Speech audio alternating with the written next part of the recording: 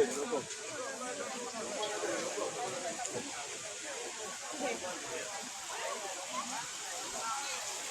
man.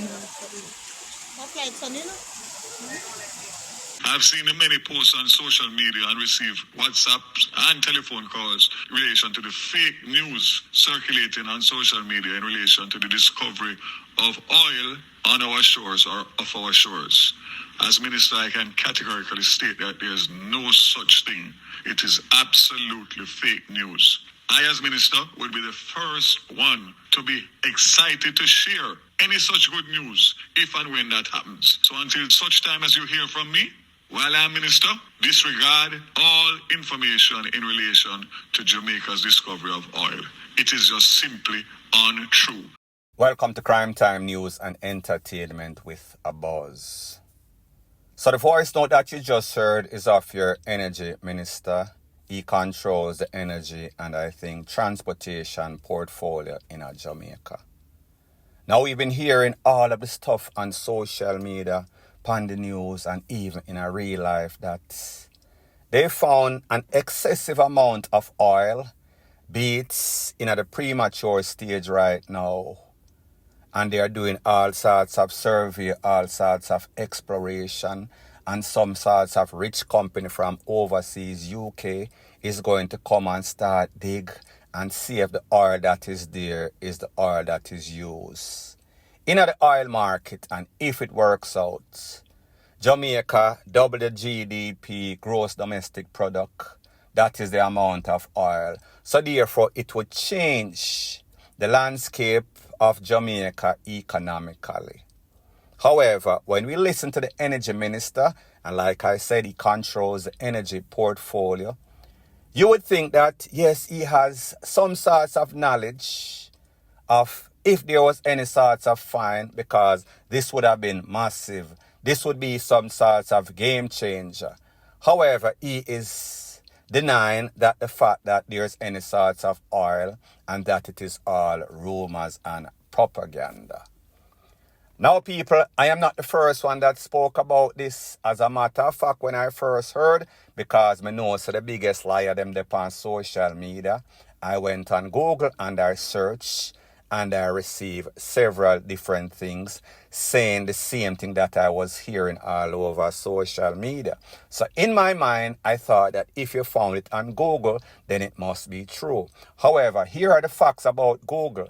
The same people may start the lie and propaganda will make all sorts of posts. Then once a whole bunch of idiots start to go upon it, then people are going to think that it is true. Like the saying goes, nobody wants the truth when the lie is more entertaining or even beneficial. So people, it seems as if all the hope that Jamaicans have, it is false hope. It is fool's gold, or in this case, fool's oil. So people, let me know in the comment section. Do you think that this minister is denying it because he does not want the people to know that there is oil, because him and his cumbalers, meaning other politicians, are thinking about themselves? Could it be that this minister is doing the work of his fellow thieves, politicians, and sending Jamaica some sorts of scam, some sorts of sham, throwing them off?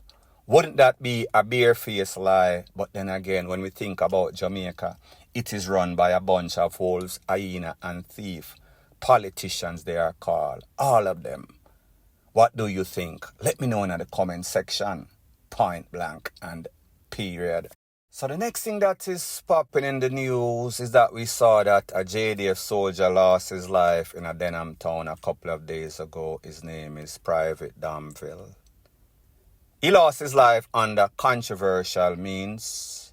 One side of the story, it is that there was some sort of party. After the party, him and his cumbalos saw a couple of people rolling together, gangsters. There was some sort of confrontation, gun exchange, rete, lele. After the smoke cleared, that Private was seen clutching on to his life, blaze up in the face. He did not make it. He was transported to the hospital. However, he was pronounced. The JDF, the JCF, the top people, them come out and say, whomever is responsible for taking away this Private's life, they are going to be sent to the afterlife. However, based on information that I am getting, the Popo, the JCF, they know who the persons are that were involved. Based on other information that I am getting conflicting, it is said that this was actually caused by friendly FIRE. Now, the truth and the fact is that it does not matter how and why he lost his life. If there's some sorts of confrontation, whether the JDF initiated it or not, whether it was the gunmen, whoever that was a part of that gang is responsible for this youth losing his life, whether it was by mistake from friendly FIRE, like I said. This morning I got a phone call, and the phone call is of somebody that I don't know, and the person said to me, listen, I come from that area there. You see now the garrison, including this garrison, there is no sorts of way anybody is going to blaze up any sorts of can, offer any sorts of popo, or offer any sorts of soldier in any sorts of checkpoint. Yes, if two rivals buck up and there's some sorts of exchange, obviously, they are not going to throw down their guns and run. They are going to defend them life and defend the GUNS. Because here are the facts of the garrison. Whenever any sorts of soldier or popo lose them life, if it is initiated by some sorts of gangster, if it is not the Don is going to want answers, because the Don know that it is going to be bad for business. The Don knows that if the JCF and the JDF are there and they are searching people for months upon weeks upon days, it is bad for business. So therefore, whomever was responsible, if it was not given by the order of some sorts of Don, they are going to be called up and they are going to more than likely lose their life because they violate the protocols. So pretty much this person is letting me know that, listen, nothing goes so. More than likely at the JDF, more than likely at some sorts of internal stuff, and people, this is not factual. I just give you from a different perspective from the streets.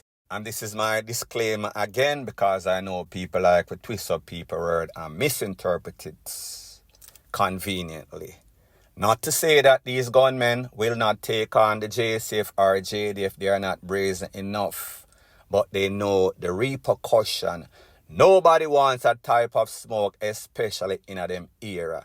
Nobody from that era would do that, and nobody that is outer would come in that era and do that. More than likely, because them know say for months, the JCF, the JDF, they are not going to stop till them get to the bottom of it. So therefore, people, whether they are responsible or not, are going to lose their life on a rapid basis.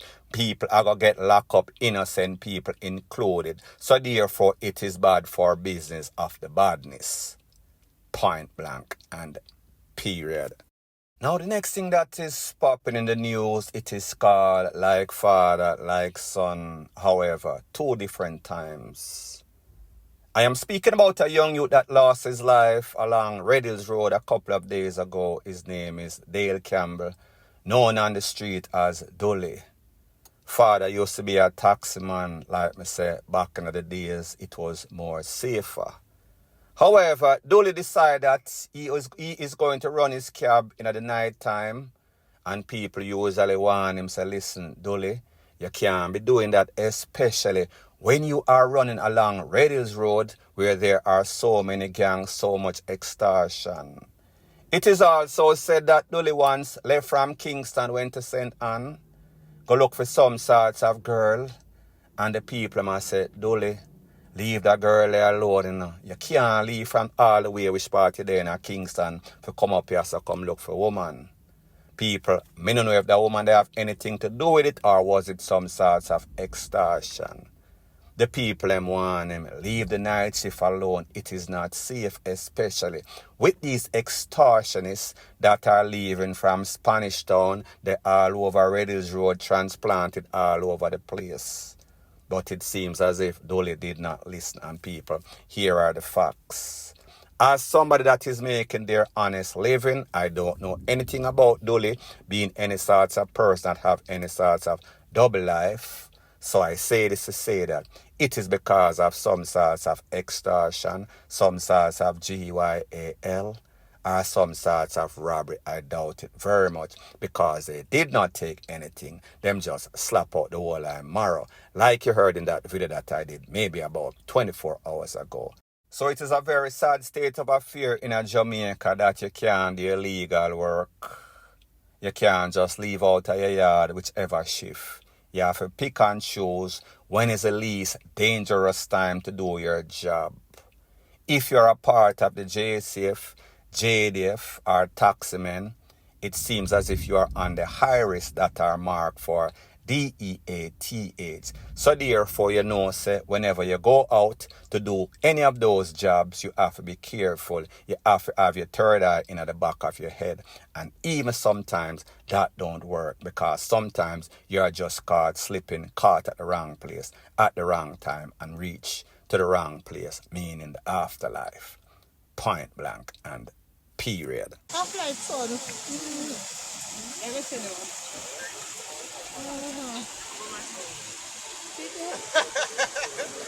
Right over in the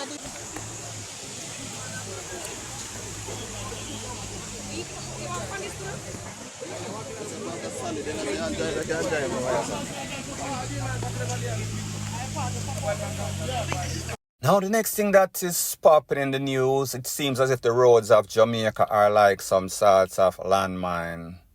Whether are some sorts of pothole, whether are some sorts of rickety-tickety place that you have to drive where your life is in imminent danger. People, if you drive on the roads of Jamaica, especially in some country area, you have to be skilled because it is like you are doing some sorts of obstacle course.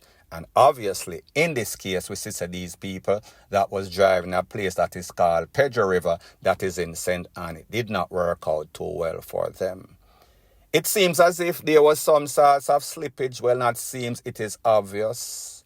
And the truck, the pressure or the weight of the truck caused it to push over the rest of the embankment and fall over. Luckily, none of the individuals that were in the truck, the driver or his passengers, were hurt. And the sad thing about situations like this is that Jamaican, the drivers on the road, take it for normal. What is risky to the lives of pedestrians or passengers or just people where walk is that you can actually lose your life in many, many places like this in Jamaica. But people take serious thing for joke until somebody falls over, until some sorts of truck flip over and people lose them life. Luckily, in this case, that was not the case, but people like me say, always take sleep and mark DEATH. And we see that the relevant authorities in Jamaica are always reactive. Unless or until somebody lose their life, somebody get badly hurt, they are not going to do anything about situations that have existed for a couple of decades. People, it is a very sad state of affair, and like I said, it seems as if driving on these roads in Jamaica, whether the pothole or some sorts of landslide, we are actually driving or living on some sorts of landmine, being Jamaica. Anything can happen at any time, point blank and period. So the next thing that is popping in the news is that we see that Dr. Nigel Clark, Jamaica Minister of Finance, he will now take up the post of Deputy Managing Director of the International Monetary Fund, big post. Now that position is going to make him be the second in command, the second most powerful person in the IMF. So we see everybody in the financial sector, they are elated because they are saying, well, him being the representative of Jamaica, it will mean better things for Jamaica to come. Well, people, that is yet to be determined. Now, we should not be surprised that this man is a bright man, Rhodes Scholar that is. He is qualified and he is competent conveniently. One of the things that most Jamaican, including myself, are always going to question is that decision that he made as a finance minister when he decided that he was going to up the pay of most of these MP parliamentarian, 100, 200, in some cases, 300%, which would make them being paid bigger or higher than countries like the Bahamas, wherein their dollar is 1-for-1 with the United States. People, I don't want to put any sorts of damper in this man's achievement or this man's new role with the IMF. However, the thing that he did that is most disgusting to me, despicable to me, was the decision in which he made these people got a whole bunch of money. So it seems as if the deed is already done and now he's moved on to our next big position. Take a look to exactly what I am speaking about, and then I'll give my piece. We looked at the salaries that our parliamentarians are now going to be getting and compare them to what elsewhere in the Caribbean is paying. So the Prime Minister, Jamaica, for instance... so we know that these salaries, I mean, we've done our homework, so I don't know that these salaries you don't want me to share with the public. Put parliamentarians and ministers in Jamaica higher than any other country in the Caribbean region. You're trying to stop me from sharing. No, I'm not. Okay, so I am saying to you, I'm familiar with it, but and I'm sharing it as well. Are not. So let me go ahead very quickly. Prime Minister for Jamaica is going to be over 25 million. Trinidad and Tobago Prime Minister is 13 million. Bahamas 13. Minister of Finance for Jamaica 21.7 million. Trinidad and Tobago 9 million. I'm quoting everything in Jamaican dollars. Bahamas 10.2 million. In Jamaica, Cabinet Minister will be at 20.2 million. Trinidad and Tobago 9 million. Bahamas 10.2. And an MP in Jamaica will be at 12.5. Trinidad and Tobago 3.8. Bahamas 4.3. How on earth do we justify these levels of salaries in a country that we're certainly doing far worse than Bahamas? And when you look at what is happening elsewhere in the region, there's absolutely no justification for this, surely. Now, people, like I said, this is not to rain on the parade or put any sorts of damper on his achievement or new posts. But the facts are these. These people are financial genius. That is why the IMF hired them. So it seems as if they are financial wizards whenever it is convenient. So I say this to say that the IMF must have gone over his resume, must have did their due diligence and see that this man is more than qualified. However, isn't it even stranger that these qualified financial genius would make decision in which the government of Jamaica, the managers of the affairs of Jamaica, is making much more than the management of the Bahamas, which is 1-for-1 as it pertains to the US and the Bahamian dollar, while the Jamaican is presently at about 150 something, 150 something times worse than that of the Bahamas. Make that make sense. Point blank and period. So anyways, people, thanks once again for checking out my video. If you appreciate videos like these, please show your appreciation by liking, commenting, sharing and subscribing to my channel. That is how YouTube promotes videos like these to like-minded, sensible persons like yourself. And last but not least, please subscribe to my next channel. It is called Jamaica Dancehall Source. I'll be pinning the link to that channel in the description of this video. Bless up.